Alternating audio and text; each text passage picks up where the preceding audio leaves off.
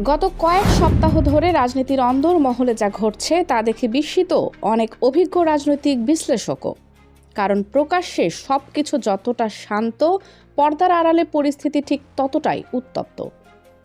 রাজধানীর এক অভিজাত হোটেল, দোতলার একটি কক্ষে বন্ধ দরজা, বাইরে কোনো কোলাহল নেই কোনো সংবাদ মাধ্যমের আনাগোনা, কিন্তু ভেতরে যে কিছু একটা অস্বাভাবিক ঘটছে সেটা বোঝা যাচ্ছিল দরজা খুলতেই।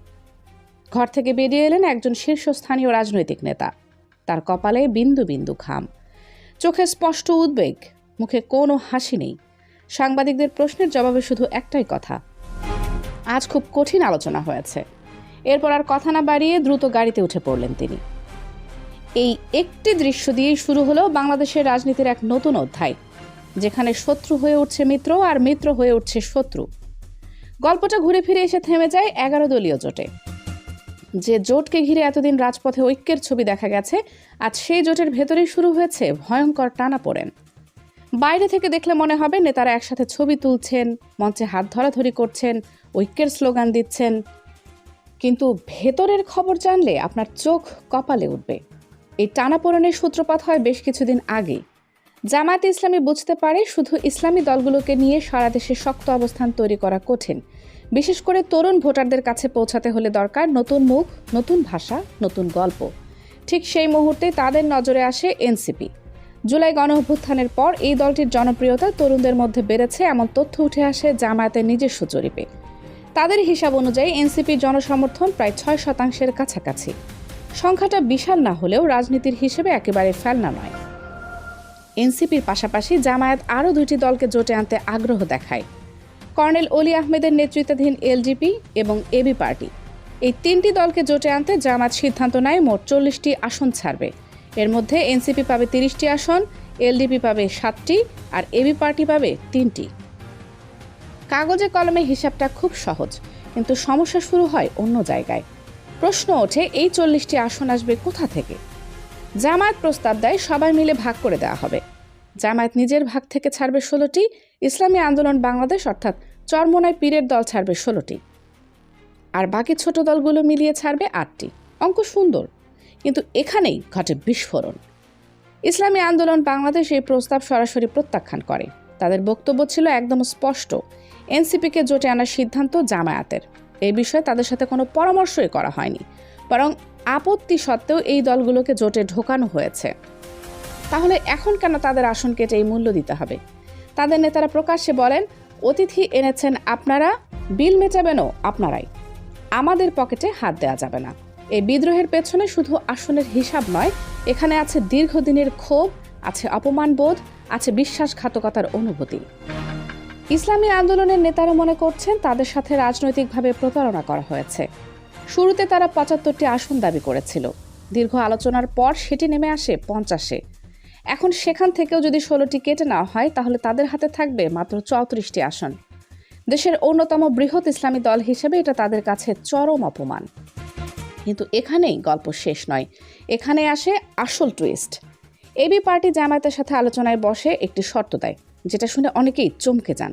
তারা বলে জোটে তাদের দ্বিতীয় বৃহত্তম দল হিসেবে স্বীকৃতি দিতে হবে। এর মানে কি? এর মানে হলো ইসলামী আন্দোলনের চেয়ে অন্তত একটি আসন বেশি দিতে হবে, নইলে তারা জোটে আসবে না। এই দাবিতে চরমোনাই পীরের দলের নেতারা রীতিমতো ক্ষিপ্ত হয়ে ওঠেন। ইসলামী আন্দোলনের জ্যেষ্ঠ নায়েবে আমির সৈয়দ ফজলুল করিম প্রকাশ্যে প্রশ্ন তোলেন, সারা দেশে এনসিপির ভোট কত?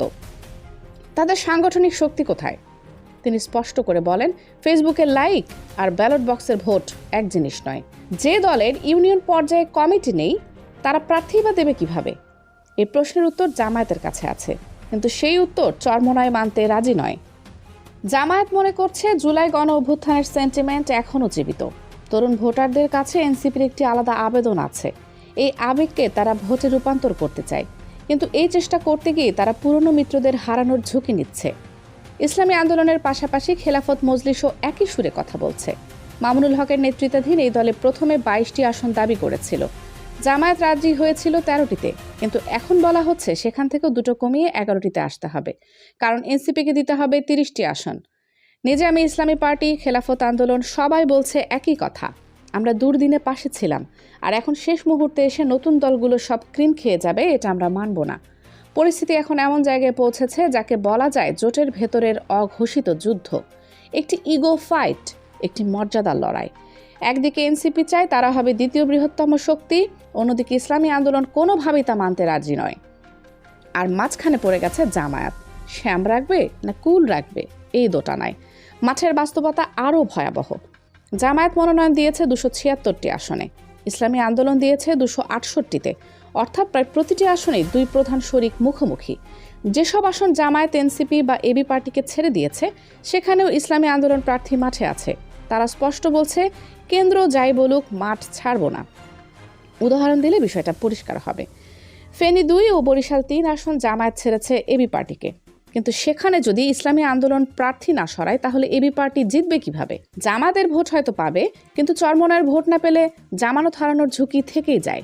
এই ঝুঁকি জামায়াত জানে, তবুও তারা এনসিপিকে ছাড়তে পারছে না, কারণ তাদের বড় ভয় তরুণ ভোট হারানো। জামাতের হিসাব বলছে 248টি আসনের সমঝোতা হয়েছে, কিন্তু বাকি 52টি আসনে এখনো তীব্র লড়াই চলছে।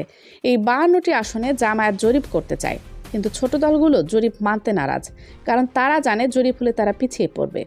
শেষ পর্যন্ত কি হবে তা এখনও অনিশ্চিত। হয়তো আংশিক সমঝোতা হবে, কিছু আসনে হবে উন্মুক্ত লড়াই, আর ভোট ভাগ হলে লাভবান হবে তৃতীয় পক্ষ। রাজনীতির এই সাধারণ অঙ্কটাই আর জামায়াতের সবচেয়ে বড় পরীক্ষা। আগামী কয়েকদিনে বাংলাদেশের রাজনীতিতে আরও নাটকীয় মোড় আসতে পারে। জোট টিকবে নাকি ভেঙে যাবে তার উত্তর মিলবে খুব শিগগিরই। তবে একটা কথা নিশ্চিত, রাজনীতিতে স্থায়ী বন্ধু নেই, স্থায়ী শত্রুও নেই, আছে শুধু স্থায়ী স্বার্থ।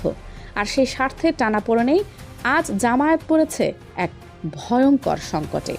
কানিজ Fatema Soma, desk news, 0 TV.